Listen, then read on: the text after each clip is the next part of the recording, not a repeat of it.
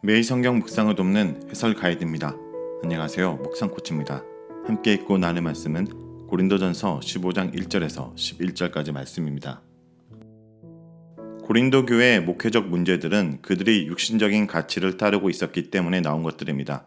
고린도전서 15장을 바로 이해하려면 이 본문이 1장부터 시작된 큰 문맥적 흐름 속에서 어떤 의미가 있는지를 먼저 생각해야 됩니다.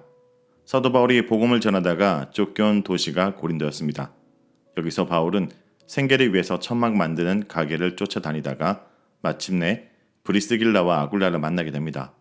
이들을 통해 하나님께서 고린도 교회를 세우십니다.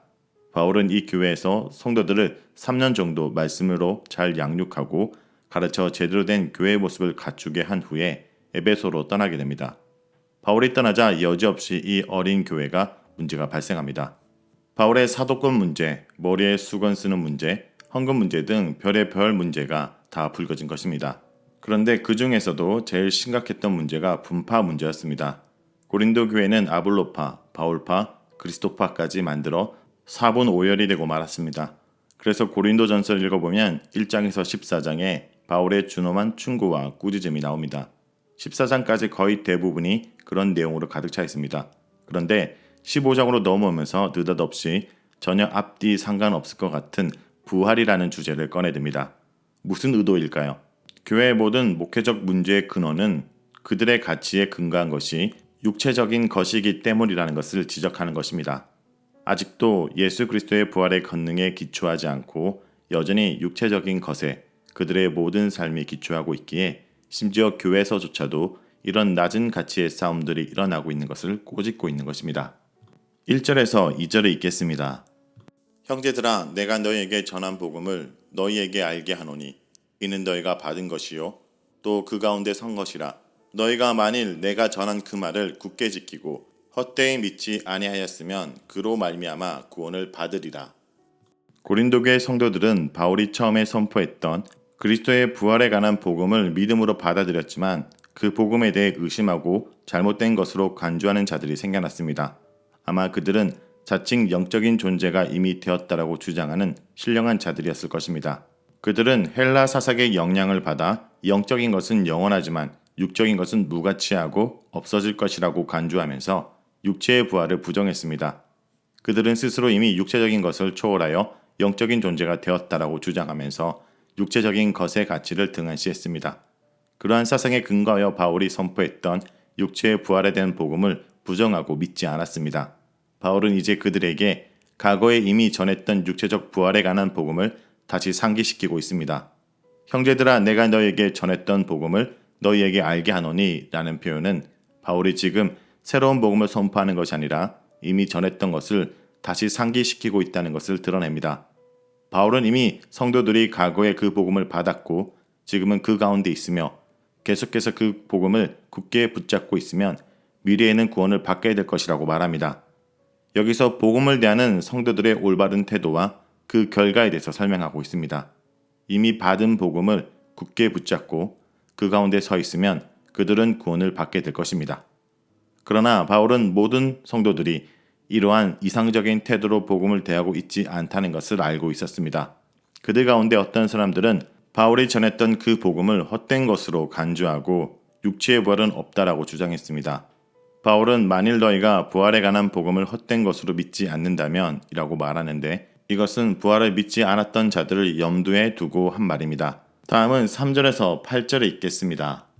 내가 받은 것을 먼저 너희에게 전하였노니 이는 성경대로 그리스도께서 우리 죄를 위하여 죽으시고 장사 지낸 바 되셨다가 성경대로 사흘 만에 다시 살아나사 게바에게 보이시고 후에 12 제자에게와 그 후에 500여 형제에게 이시에 보이셨나니 그 중에 지금까지 대다수는 살아있고 어떤 사람은 잠들었으며 그 후에 야고보에게 보이셨으며 그 후에 모든 사도에게와 맨 나중에 만삭되지 못하여 난 자 같은 데게도 보이셨느니라.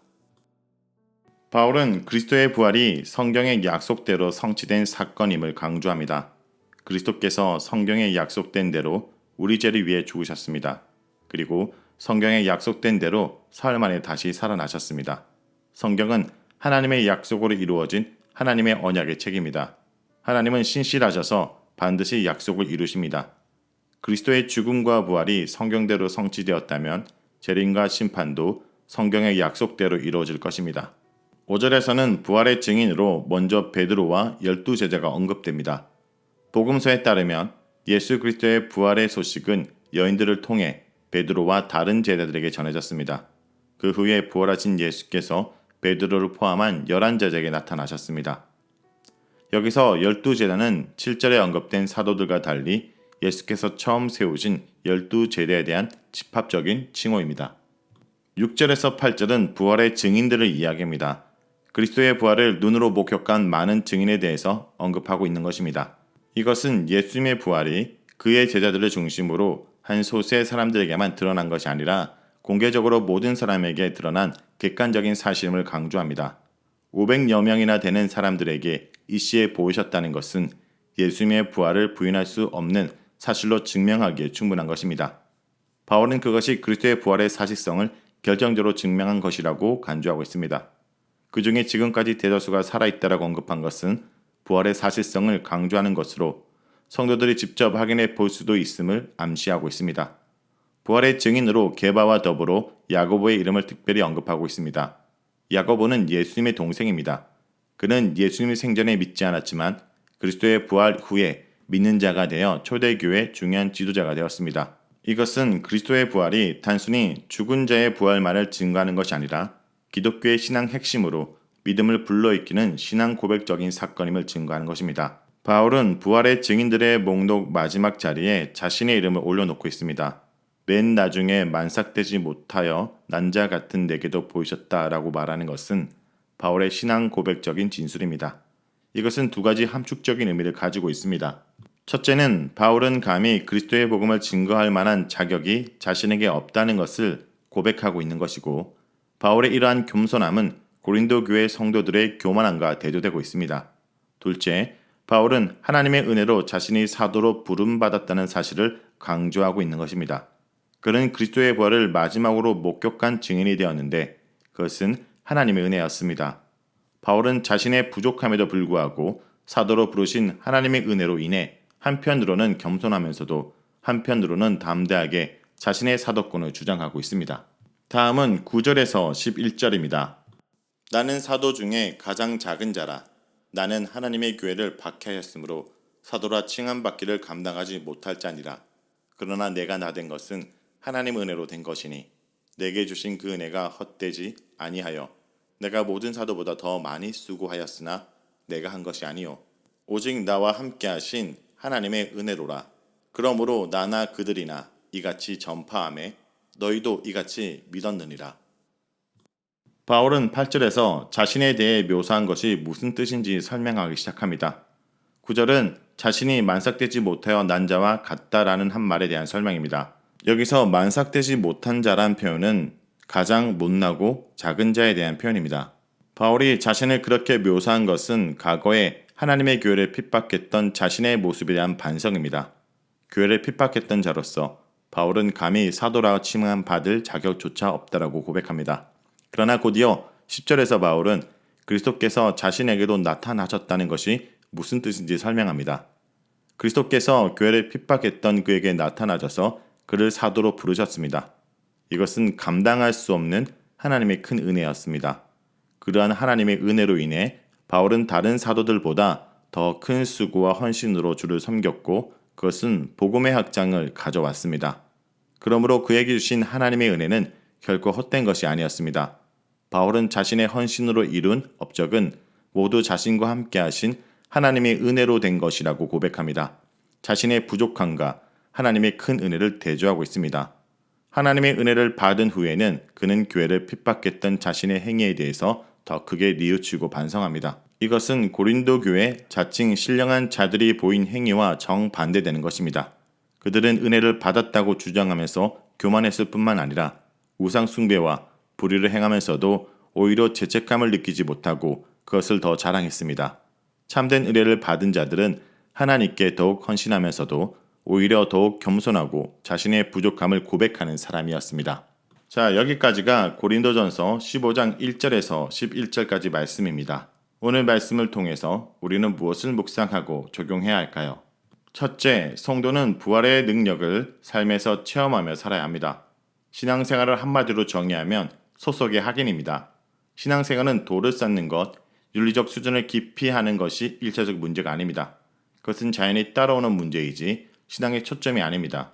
심지어 죄를 덜 짓고 더 많이 짓는 것이 문제가 아니라 내가 어디 소속인지를 알고 어디에 근거해서 살고 있냐가 중요한 것입니다. 그래서 오늘 말씀은 우리의 신앙이 부활의 뿌리를 두고 있냐라는 것입니다. 본문에서 바울은 부활을 목격한 사람들을 열거합니다.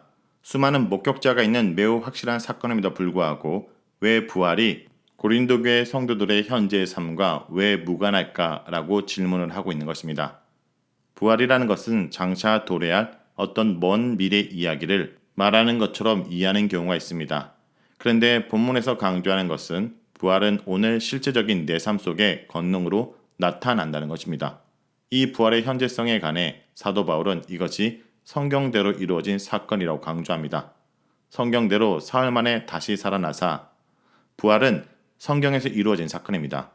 누가 복음을 보면 엠마오로 가던 두 제자에게 예수님이 나타나십니다.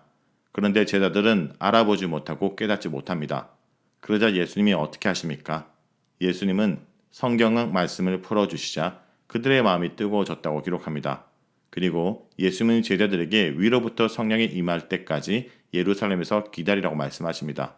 결국 성령이 그들에게 임하셔서 그들의 지혜를 열어주시고 그들은 부활을 경험하며 살게 된 것입니다. 이것을 사도 바울이 빌립보서 3장 10절에서는 부활의 권능에 참여한다라고 말합니다. 그냥 부활이라 말하지 않고 부활의 권능이라 표현한 것은 바로 그 당시의 시대 정신 때문입니다. 당시 로마는 힘으로 세계를 지배하고 있었고 헬레니즘 철학으로 사람들의 정신을 지배하고 있었습니다. 그 시기에는 이런 것들이 권능이었습니다.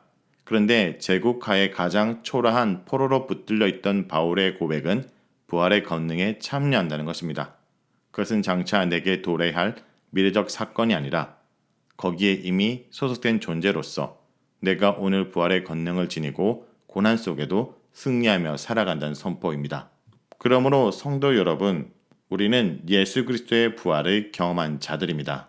그리고 오늘도 그 부활의 능력으로 살아가는 자들입니다. 그래서 우리는 죽음을 두려워하는 것이 아니라 죽음 너머의 삶을 바라보며 오늘도 그 부활의 능력으로 살아가는 자들임을 잊지 않길 원합니다. 둘째, 부활의 권능은 우리를 완전히 새로운 피조물로 세운다는 것을 기억해야 됩니다.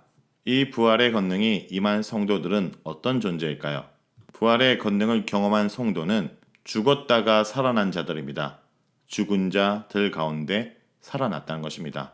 그래서 결과적 의미로 부활의 권능을 경험한 성도는 완전히 새로워진 존재라는 의미입니다. 그러므로 당시 고린도 교회 성도들은 로마 제국의 힘에 지배당해 죽어가는 자들이 아니라 하나님 나라에 속해 하늘 소망을 가지고 부활의 능력을 나타내며 사는 자들이란 것입니다. 그러므로 성도 여러분, 우리가 예수 그리스도 안에서 새롭게 온전하게 되었다는 것을 기억하고 세상에 속한 자로 사는 것이 아니라 하나님 나라에 속했기에 내가 있는 그 자리에서 날마다 믿음의 선택을 하고 새로운 믿음의 도전들을 해야 되는 것입니다. 오늘도 이 부활의 권능이 우리 삶을 지배해 승리하는 하루가 되길 간절히 기도드립니다.